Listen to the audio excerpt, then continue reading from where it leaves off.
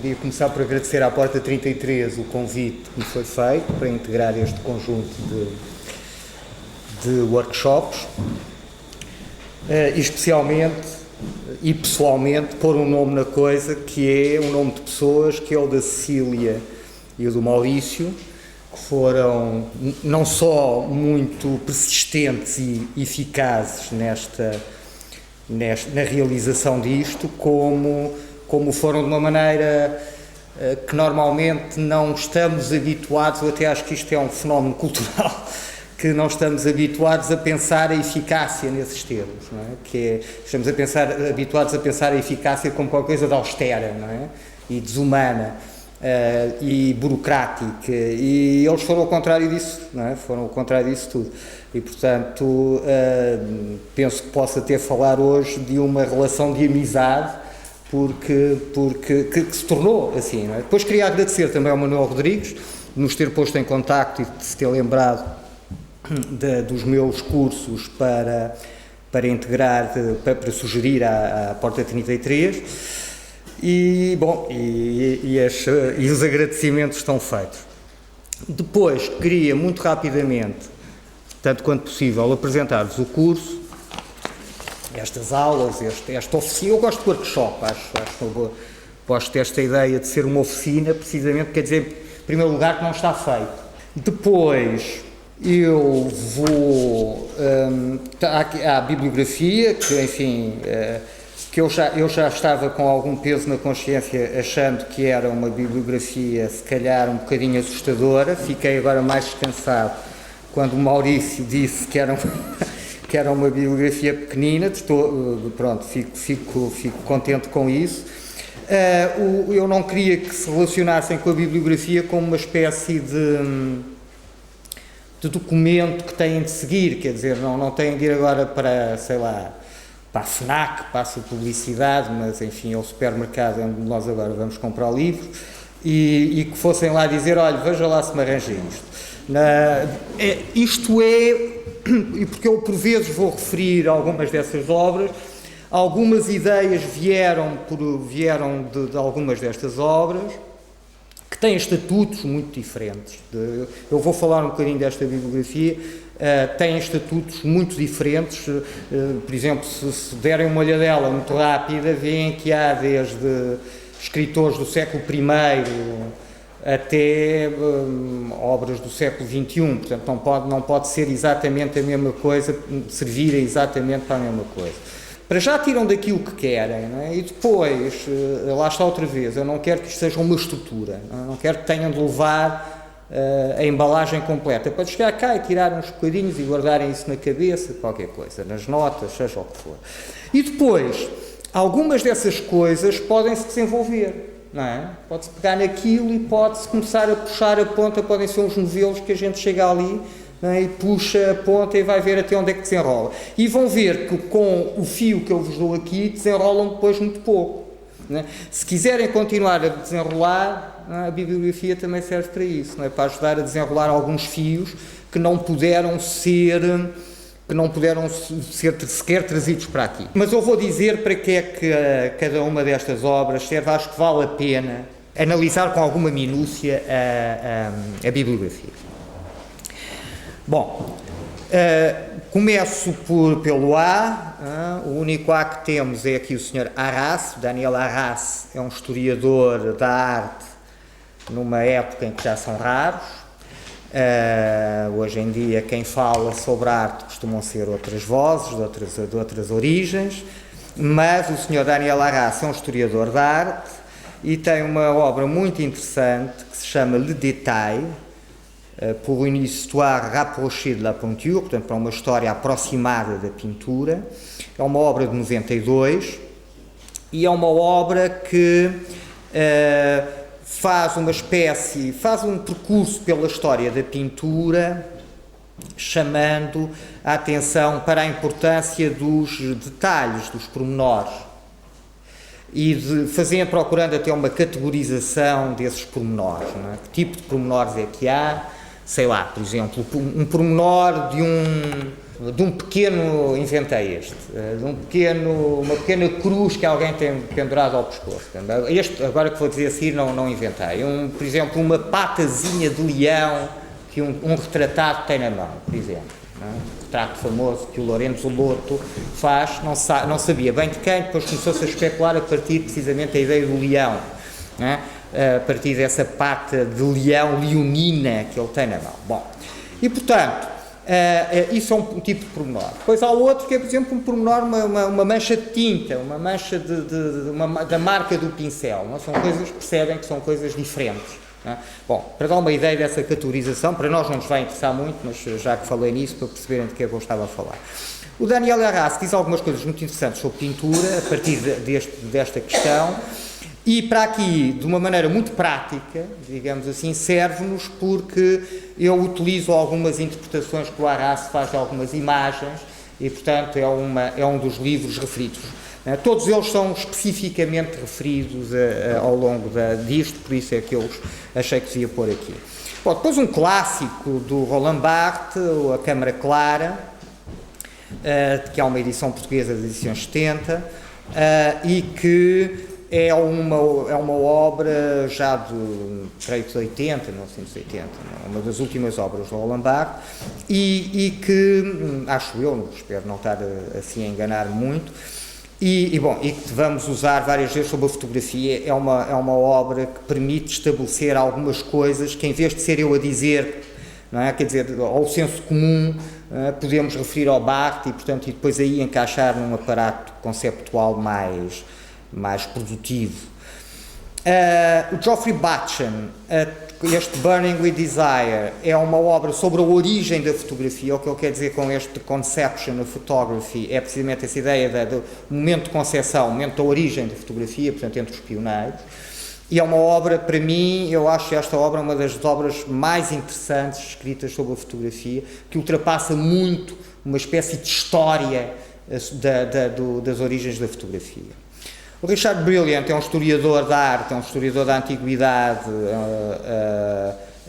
é um historiador da arte clássica, da arte antiga, da arte romana, sobretudo, a especialidade dele é a arte romana, e tem um artigo recente, enfim, já lá vão, apesar de tudo, 11 anos, mas um artigo recente, apesar de tudo, que é este de Metonymous Face, que está acessível online.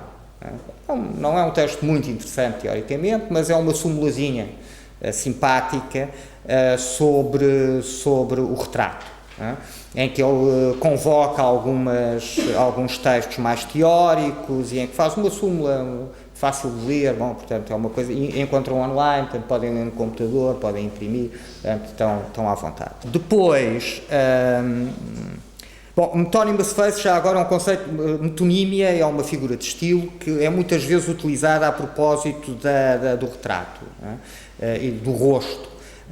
Portanto, é uma figura de estilo onde uma realidade está em vez de outra, não é? Por exemplo, quando eu digo assim, a Casa Branca mandou bombardear não sei o quê, por exemplo, não foi a Casa Branca não manda nada, não é?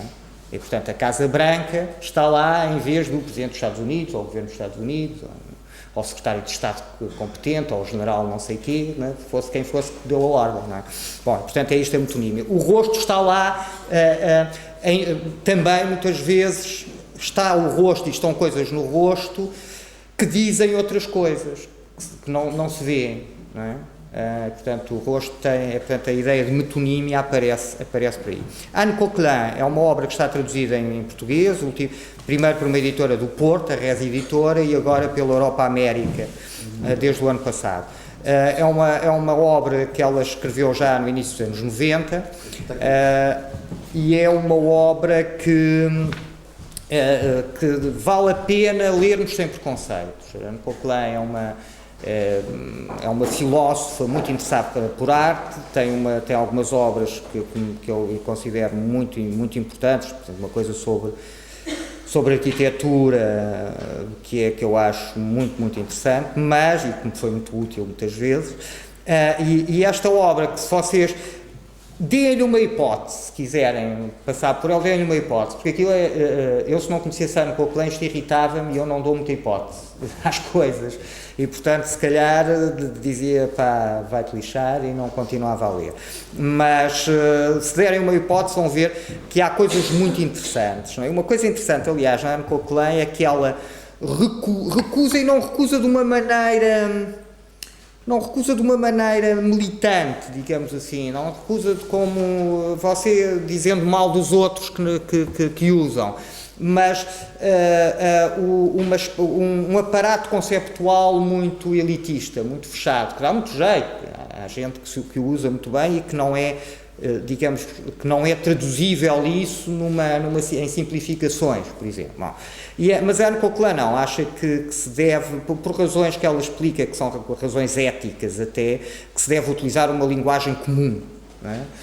Que se deve utilizar uma linguagem cotidiana, uma linguagem, portanto, com essa linguagem ela consegue construir uma visão da arte contemporânea que é demasiadamente esquemática, digamos assim, mas que nos dá algumas ideias que depois, se lhe dermos a oportunidade, são capazes de crescer. Então, uma perspectiva da arte contemporânea, como se começou a partir de meados dos anos 80 a insistir muito, ou como sendo outra coisa que não a arte moderna, não é? Antes dizíamos arte moderna, ou modernista, ou não sei, começou-se a distinguir a arte contemporânea. Portanto, essa coisa de, já não a arte modernista, mas a arte contemporânea, o que é que as distingue, o que é isso, é uma coisa que ela liga à sociedade de informação, de uma maneira, a meu ver, um bocadinho extrema, mas demasiadamente exclusiva, não vale a pena agora estar a fazer uma espécie de crítica do livro, porque não, provavelmente alguns de vocês não o leram. Bom, mas é um livro em português, muito simples, a tradução não é muito boa, mas lê-se.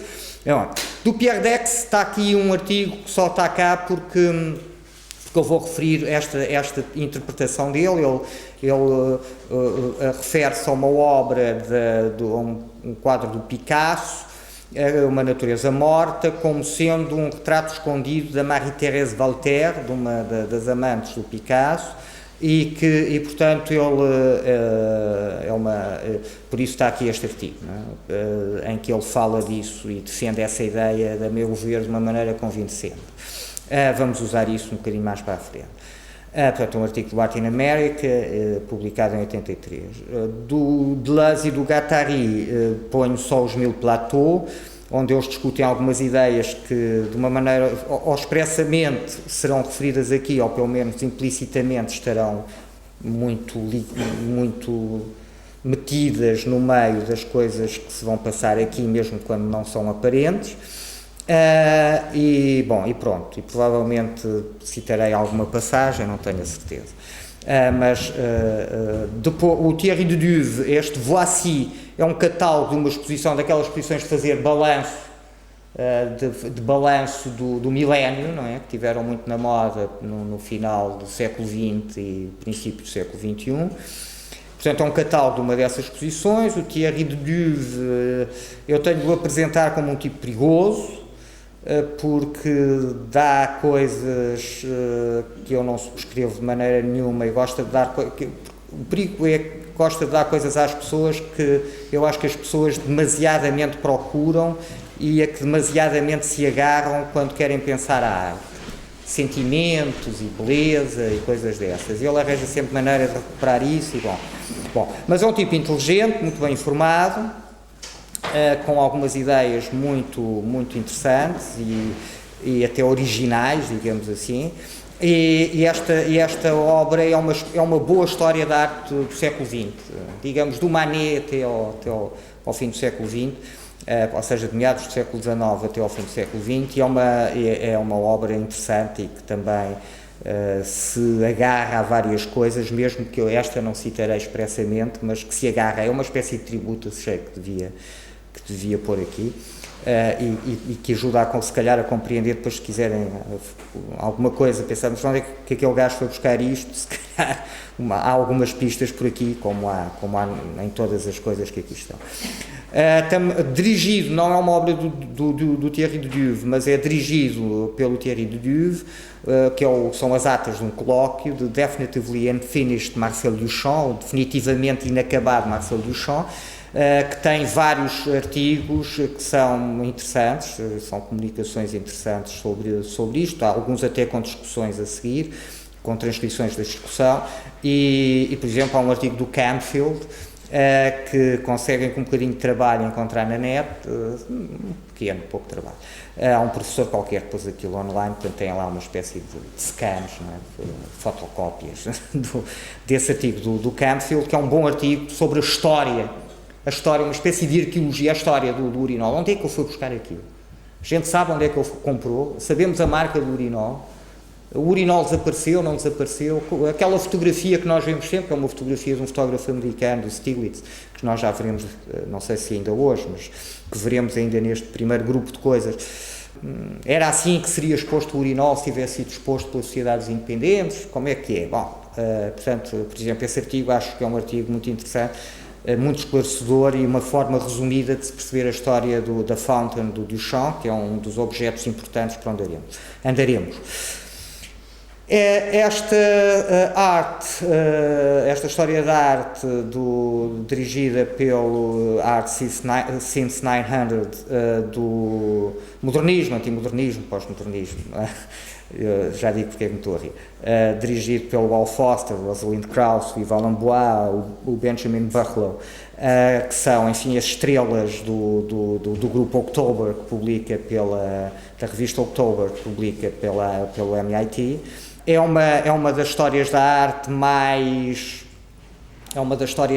enfim, mais aceitáveis do século XX, mas eu estava-me a rir porque estava-me a lembrar de uma coisa que diz o Jorge Didier Berman, que o Jorge Didier Berman disse no Instituto de Franco-Portuguesa em Lisboa, que dizia que são muito bons todos, que é amigo deles, que não sei o quê, ele também publicam as coisas lá no MIT, não sei o quê, mas que esta coisa de modernismo e pós-modernismo lhe lembra ao Vasari.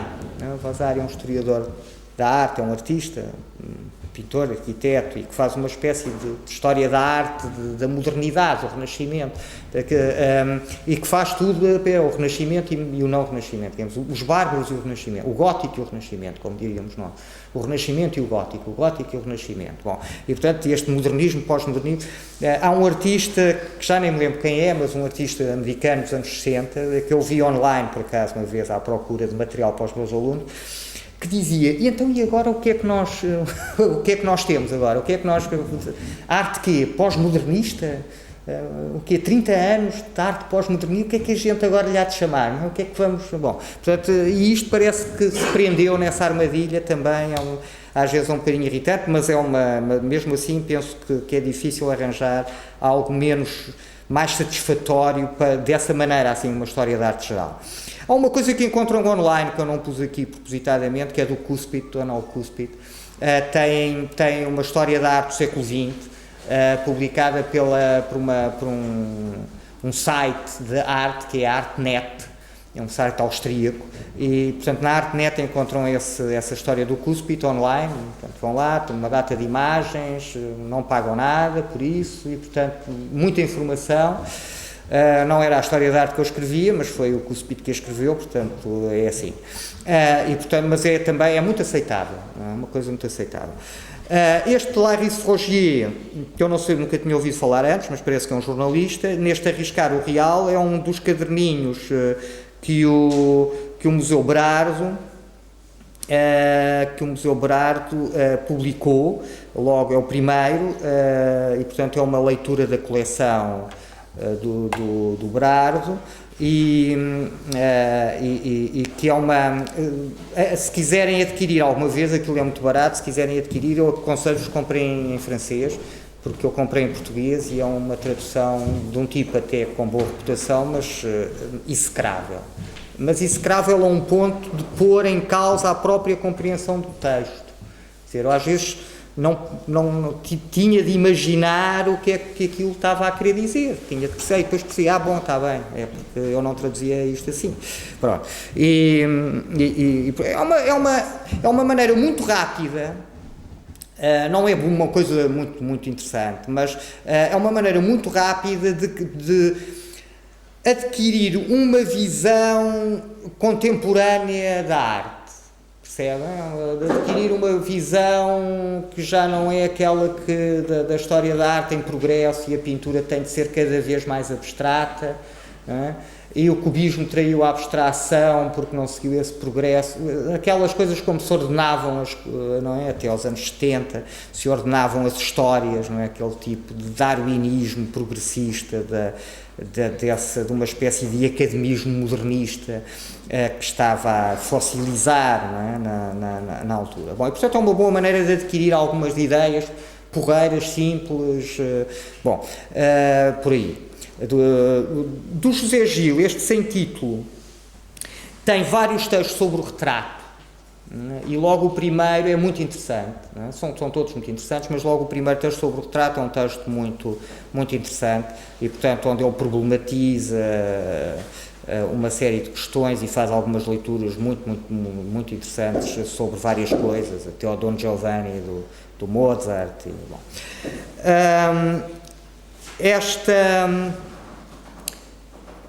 Este Le Dernier Portrait é o catálogo de uma exposição do Museu d'Orsay de 2002, que é Le Dernier Portrait, é o retrato ligado à morte, não é? Portanto é o retrato funerário, digamos assim, não é? É uma coisa, pronto, se calhar, lá está, esse é muito um dos se calhar, se tivermos tempo, se for oportuno, andaremos, e portanto é uma fonte muito fácil, digamos assim, pensarem assim, olha, eu precisava de informação rápida sobre retrato funerário, o que é que eu vou arranjar? Olha, está aqui, percebem? É assim que isto funciona. Está aqui, pronto, depois onde é que vão arranjar, não sei, mas provavelmente há uma biblioteca se arranjar. O fotográfico já é também um clássico da Rosalind Krauss, está editado em português por uma editora espanhola, Gustavo Gili, né? A Taxa, não é? A Taxa, não sei que iniciou isso, não sei se foi a Taxa, mas editam logo em português, não é? Quer dizer, fazem eles próprios, quer dizer, não esperam que venha uma editora portuguesa editar, fazer a tradução, eles editam logo em português. Às vezes a gente está a ler aquilo e percebe, bem, esta senhora era alemã, teve aqui a traduzir isso para português, mas não, mas funciona. Bom, e portanto a Gustavo Gili também, há quem fique muito irritado por esta tradução, e por acaso nem acho muito má. Uma obra recente também dos últimos filósofos interessantes, o Jean-Luc Nancy, com uma coisa que se chama Le Regard du Portrait, o olhar do retrato, e que é uma obra densa, mas eu não quis deixar de pôr aqui, portanto isto não é daquelas obras que se pega e lê e pronto, e coisa que requer algum tipo de formação, ou se não, algum tempo de paciência. Depois, ao contrário disso, uma obra que eu ponho aqui porque me parece que é muito interessante para arranjar conceitos e para ir-se lá buscar coisas que, olha, aquilo ficou-me assim um bocadinho colado com cuspo, achei cá a ver melhor para onde é que se pode ir com este conceito. É este Critical Terms for Art History, e que tem uma série de entradas que permitem, que ajudam o historiador da arte a pensar criticamente a cultura artística.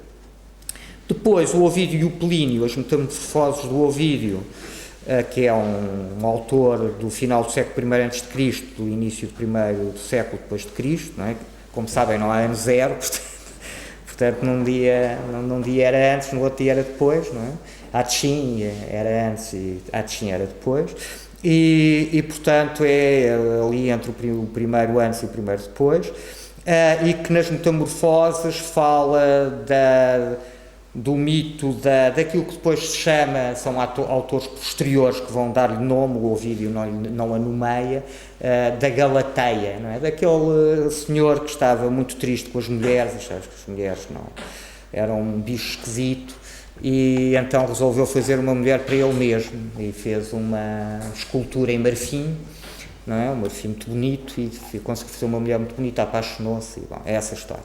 E a deusa Vênus resolveu conceder-lhe a graça de lhe dar vida, não é? E portanto ficou com uma namorada feita por ele. E vamos ver que é uma pulsão que aparece várias vezes na história da arte. Aliás, o Freud, não é, tira para aí a obra de arte. A obra de arte é uma espécie de transferência dos impulsos sexuais, não é? E há um quadro até muito conhecido, do Magritte, em que Magritte pinta sem tela, pinta no espaço uma mulher, não é? está a pintar diretamente uma mulher. Bom, portanto é uma espécie de Galateia pictórica. O Plínio dá-nos a origem do retrato e da pintura na história natural. A propósito, está a falar de materiais, a história natural é uma história natural, uma coisa que fala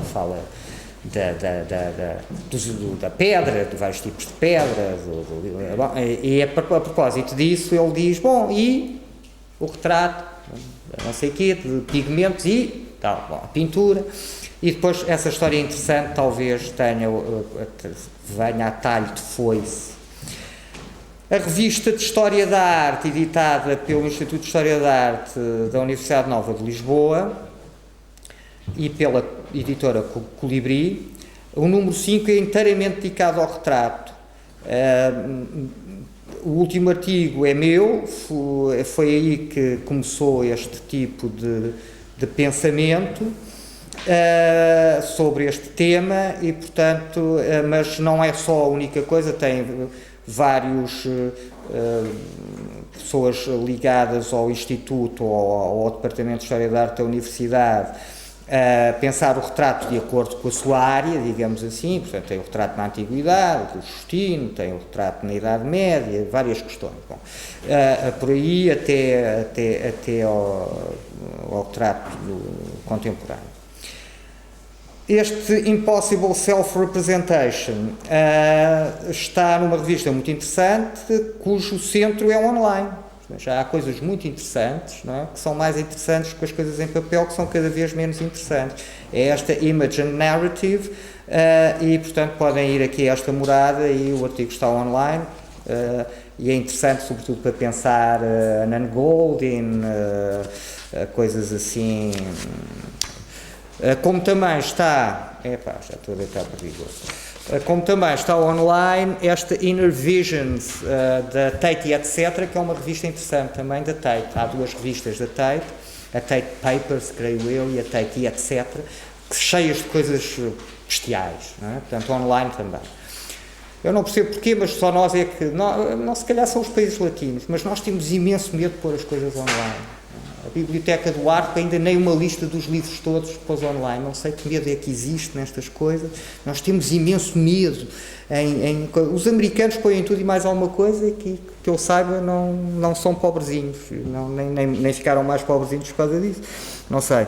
Mas nós temos imenso medo. Parece que se pusermos na internet vai acontecer alguma coisa terrível. Nós não sabemos bem o que é, mas pronto. Mas temos medo disso. Bom, os ensaios sobre fotografia da Susan Sontag, o Brian Wallis, este What's Wrong with This Picture, se forem, eu depois já dou um site, aí já entramos na pirataria, mas o pirata sou eu pus isso para os meus alunos do Arco, eu depois digo-vos a morada do site dos meus cursos do Arco. E qual é o interesse disto? O interesse disto é perceberem que tipo de pensamento se está a produzir e a partir de que agora falta-me o vocábulo, a partir de que pressupostos, não é? E, portanto, aliás um conjunto de textos que têm a ver precisamente com aquilo que na altura parecia que era uma espécie de refundação do pensamento teórico, que é este Art After Modernism, e portanto isto é a introdução de um dos organizadores, não é? Dessa coletânea, que é o Brian Wallis, e portanto esse texto é fácil, simples, interessante e tem algumas ideias para perceberem em que registro é que estamos a pensar. Esta coisa do Shearer West, Masks or Identities, é um artigo que é publicado num catálogo de uma exposição de 97 em Stuttgart. Ele tem também um livro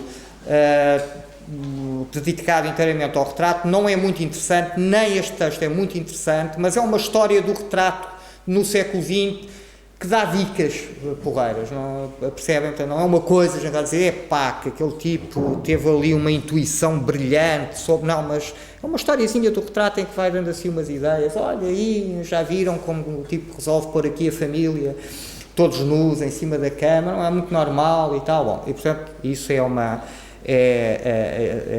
bom. No livro já é uma coisa mais coffee table book. De qualquer maneira, depois isto vai dar um trabalhão vocês cortarem estas coisas todas que metem polícia da gravação, mas isto pirateia-se com muita facilidade. Depois, se quiserem umas dicas, eu digo. Aliás, eu tive isto online para alunos meus, depois tirei para não me chatearem, mas isto encontra-se num PDF de muito boa qualidade.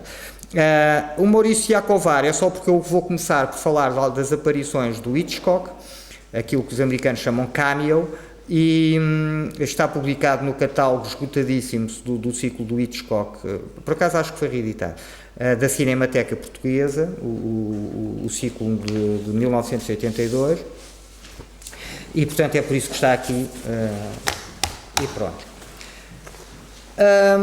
Então, o que é o workshop? O que é isto da autorrepresentação? Foi um conceito que eu inventei o ano passado, e a propósito de um curso semelhante que eu fiz em Lisboa, numa escola de fotografia, e que me pareceu que era engraçado, porque como eu explico num pequenino texto que fiz para apresentar isto aqui, na Porta 33, no fim do ano passado, a autorrepresentação, que por onde vamos começar e de alguma maneira vai ser o fio da meada, mas sempre o fio da meada, eu agora faço aqui um parênteses, tentem ir se habituando, porque eu falo assim e penso assim, se calhar, é que o fio da meada é a autorrepresentação, mas pensando sobretudo, estas coisas depois vêm a seguir aos dois pontos, retrato, fotografia, ready-made. E de alguma maneira, fotografia, retrato e ready-made uns pelos outros, quer dizer, a fotografia se calhar é um bocado ready-made e é um bocado retrato. Bom, e portanto, fazendo circular estes domínios uns pelos outros. Autorrepresentação, voltamos aí, autorrepresentação, eu dividi isto em eu não inventei a autorrepresentação, inventei os hífenes no meio das sílabas, enfim, de grupos de sílabas.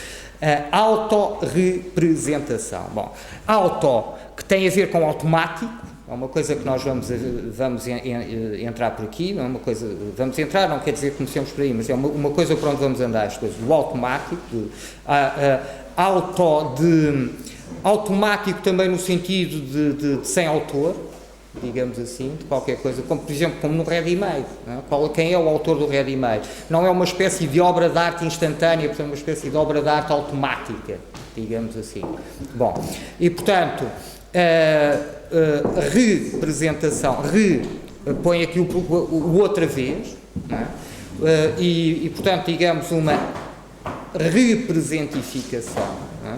Um apresentar outra vez, um presentificar outra vez, o duplo, o múltiplo, a cópia, e depois presentação, precisamente quando estes problemas de presentificação, de presença, de apresentação, que são ideias por onde vamos andar muito para pensar a obra de arte. E quando eu digo a pensar a obra de arte, não é exatamente a pensar a obra de arte.